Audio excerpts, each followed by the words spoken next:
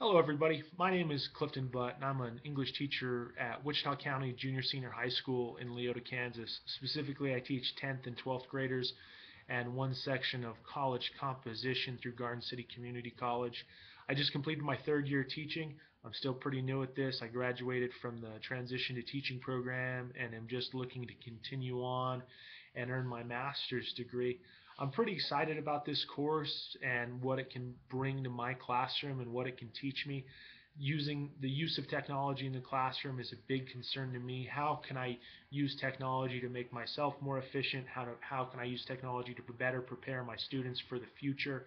Overall, I feel that I'm pretty strong in regard to technology and education. I've brought in Google Apps into my school. We've got several Chromebooks now. We're making the shift towards the modern day and age, which feels good after walking into a classroom that didn't even have a computer projector. I had an overhead projector for my first couple quarters. So it feels good to be making those changes. However, I know there's always more to learn. I think one of my biggest weaknesses is finding out where the students are and figuring out how I can meet them sort of halfway. There's a lot of students who use technology in ways that are very foreign to me. They are on their phones 99% of the time, but I'm not a big phone guy.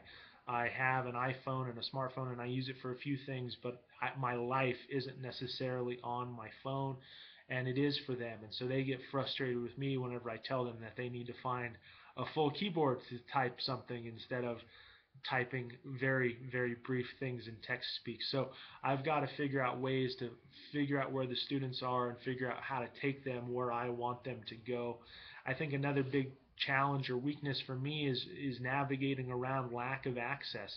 I have some students who are on their phones constantly. I have some students who their parents won't let them have smartphones. I have students who don't have access to computers or the internet, and their parents are steadfast against it. I've had teachers on my staff not allow their children to have a computer at home.